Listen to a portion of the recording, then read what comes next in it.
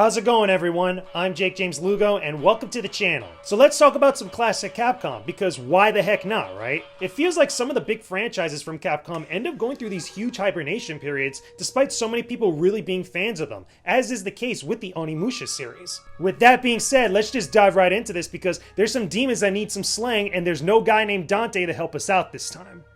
Onimusha Warlords is the first game released on the PlayStation 2 that's part of a series published by Capcom. There's a total of 3 games on the PlayStation 2, but others eventually came out on other consoles later on. Since we're thinking about it already, I might as well talk about it. Onimusha has a lot of similarities to the Resident Evil series, because believe it or not, this was going to be developed in 1997 as a Resident Evil game set in Sengoku-era Japan, and get this, it was going to be on the 64DD. What the hell did you just say? Yeah, who would have thought I touched on that console anytime soon? Anyway, that never came to pass, and Onimusha ended up becoming its own trilogy of games, but still maintained the gameplay foundation that Capcom established with the Resident Evil series. Funny enough, there was going to be a PlayStation 1 version of this game that also never got released, as it was cancelled before completion and moved on to the PlayStation 2, which worked out in the end. The other cool part about Onimusha's development was that the look and the voice of Samanosuke, the main hero of the game, was based on Takeshi Kaneshiro, a famous film actor and singer in Japan. He's pretty much immortalized in this game now, which is pretty sweet if we get a live-action movie for this game. Come on, Capcom, let's make it happen. I'm just saying, the man is ready to do this and he'd be perfect. He's still alive and kicking. I'm just saying, people.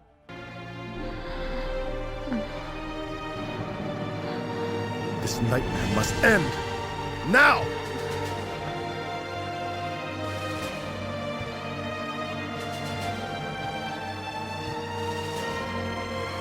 Princess Yuki, Unimaru, I will save you! Okay, besides that, what's going on with the story of Onimusha? In 1560 Sengoku-era Japan, Nobunaga Oda is on the warpath to conquer the world, but he is fatally wounded in battle by Imagawa Yoshimoto. While this is going on, Samanosuke of the Ekichi clan enters the fight as Yoshimoto's men are defeated, bringing an end to the battle.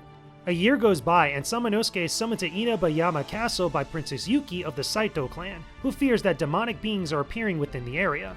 But by the time he gets there, the princess is captured and Samanosuke is beaten badly by demons who have overrun the castle. But before he is killed, the spirits of 12 Oni rescue him and bestow a magical gauntlet, which he can use to destroy the demons and rescue the princess. It's a very cheesy anime-like plot, but a fun one that focuses more on action rather than the horror atmosphere that you got from the Resident Evil series. It has a charm that has allowed the game to become a cult classic over time.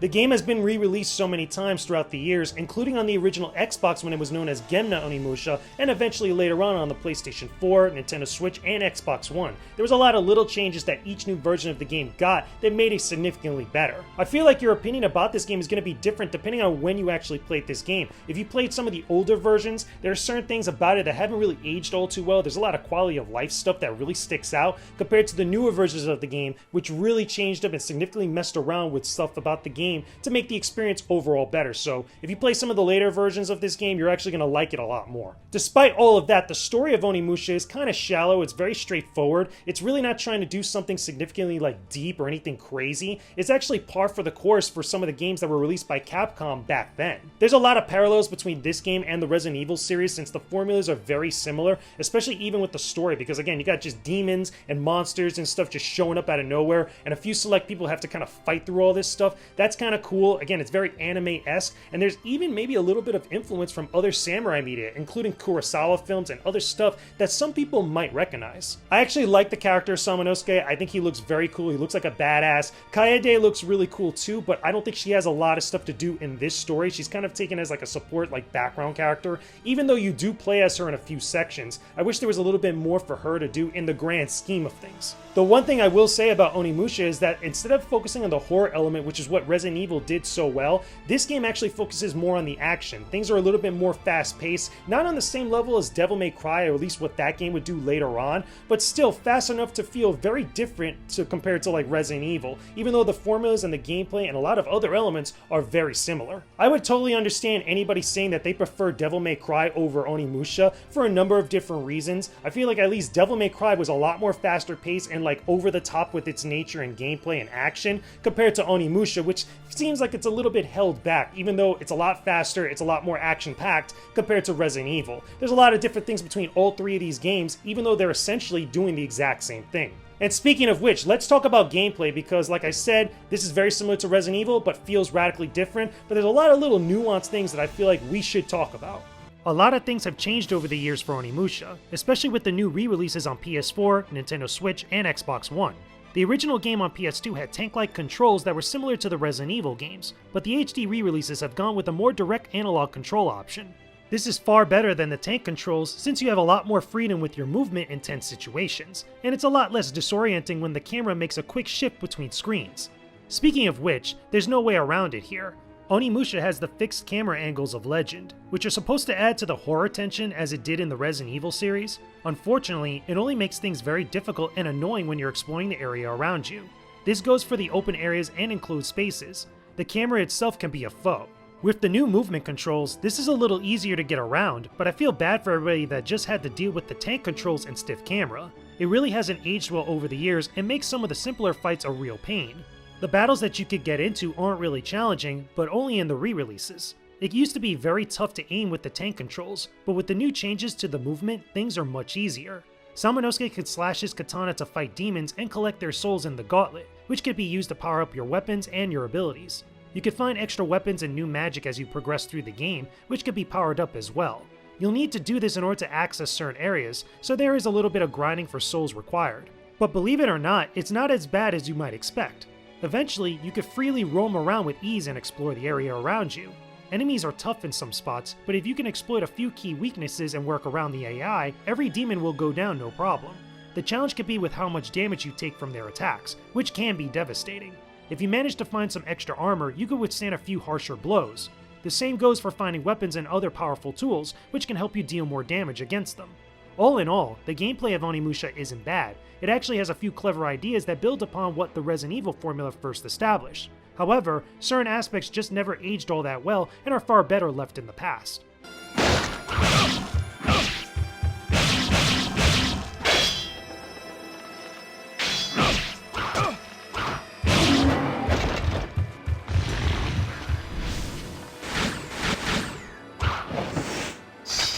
Now I'll admit, I actually like the different weapons and powers you could get while you're running around the different areas of the game. They don't look as cool as what you would get in like Devil May Cry with the Devil Trigger and stuff, but they are very helpful, not only dealing with powerful enemies, but also opening up new areas that were previously locked off. That I think is actually kind of cool. At the same time, however, I do have to say that some of the bosses are very annoying to deal with, especially towards the earlier portions of the game, when you're very underprepared and you don't have a lot of weapons and items available to you. That could get very annoying, especially when you walk into a boss you don't know how to deal with it and you could just get bodied super quickly. This got a little bit easier with later editions of the game where the controls got tweaked up and the combat was a little bit easier despite the fixed camera angles and stuff. That type of stuff made things and these types of fights much more easier to manage, but still, that doesn't take away with how annoying they are by design. Some people would argue that this adds on to the horror element of the game, but I would argue against it because this game doesn't primarily focus on atmosphere, it focuses more on action, and if you're not able to deal with certain stuff because the controls or the camera angles are getting in the way,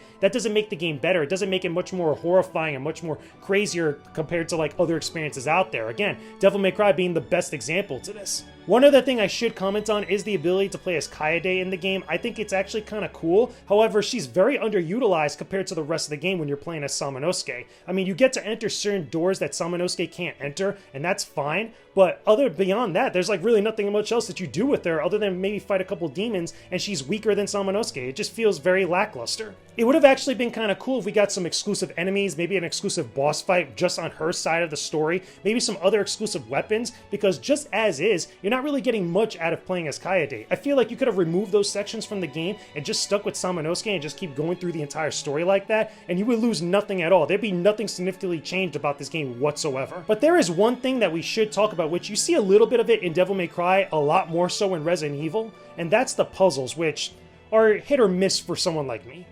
The puzzles in Onimusha I feel like are the worst aspect of the game. Unless you have a guide on hand or get super lucky, you're going to have a lot of trouble with them. This goes for the locked chests and some of the puzzles that show up during the story. The first time I played the game, I didn't get everything that I could have because of this. It's a small nitpick, I know, but I feel like you definitely need a guide to get around some of the more tedious puzzles, especially the ones that kill you immediately if things go wrong.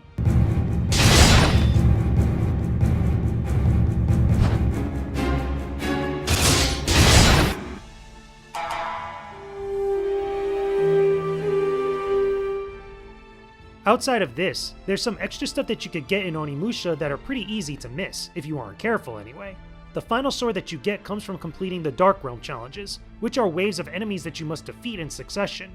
Each wave gets harder as you continue, and completing it allows you to unlock a powerful item known as the Bishamon sword. It's the strongest weapon in the game, but at this point you're pretty much done with everything and can only really use it against the final boss. It would have been nice to backtrack to earlier parts of the game after getting this, but you're prevented from doing so. There's an additional mode that you could get by collecting all 20 fluorite rocks hidden in each area, which is called Oni Spirits. It's not entirely worth doing, and you're not missing much if you decide to skip over it. There's also bonus costumes like the panda suit that you could get from fulfilling certain conditions, like beating the game in a certain amount of time. Again, this is cool for those that love a challenge, but the payoff is kinda shallow. If I'm being honest here, I wish there was more once you finish the game. An extra side story or even more Dark Realm challenges would have been pretty cool. But as is, once you finish Onimusha's main story, you're kinda done with it. Sasuke! I'm fine. We cannot stay here any longer. Run! Compared to other Capcom games that gave you bonus content for completing the game or fulfilling certain conditions, Onimusha feels very meager and shallow. It just feels like there's really nothing there beyond just completing the main game. I would have loved to see an additional character, maybe an additional mode, maybe an expansion of the Dark Realm, like more stages, kind of like the Bloody Palace mode that you got in Devil May Cry, something at least along those lines. But what we have here at this point, you get a panda outfit, an extra trailer, another outfit for Kaede, which is very hard to earn, by the way. Again, the most powerful sword, you can't even really use it until like the very end of the game. It just feels very meh at that point, and I wish it was a little bit better. I know some people love this game and love some of these elements, but you got just so much more better stuff in other Capcom games. The other thing I feel like would have added a whole bunch to this package, especially if we're talking about additional content, would have been like production art or concept art or additional bonus materials about the development of Onimusha. That would have been really cool, especially with the re-releases on PS4, Nintendo Switch, and Xbox One. Where is all that stuff? Some of the more recent Capcom re-releases, especially the Mega Man and Mega Man X Legacy collections, include stuff like that, and I would love to see things like this for the Onimusha franchise, especially for stuff that never came here to the United States, that was like Japan exclusive.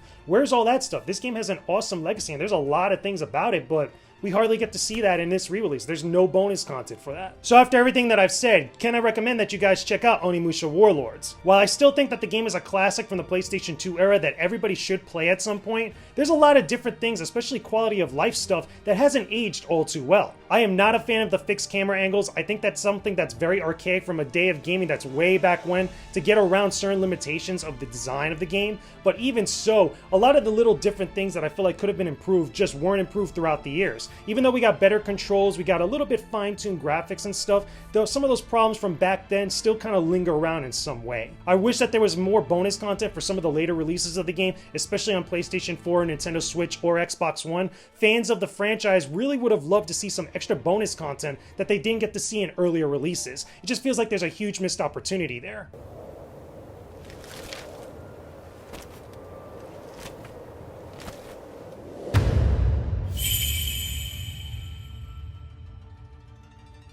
Anyway, there you go, guys. Those are my thoughts about Onimusha Warlords. You can still love a classic while being critical of it and, point out all the things that are wrong with it. Like I said, I still think this is something that everybody should at least play once when you can if you love this genre or love Capcom and such, but still, it could have been a whole lot better. But as always, those are just my opinions about Onimusha Warlords. Let me know what you guys think about it down below in the comment section. Tell me, are you a big fan of Onimusha? Do you like the franchise or any other games that are similar? Do you feel like it's bad and should just stay in the past? What are some of the other games that you feel like are big classics that maybe you guys want me to review here on this channel that you want to see something about once again? Again, maybe another re-release or maybe another entry in the series. Like, tell me about all that stuff down below in the comment section.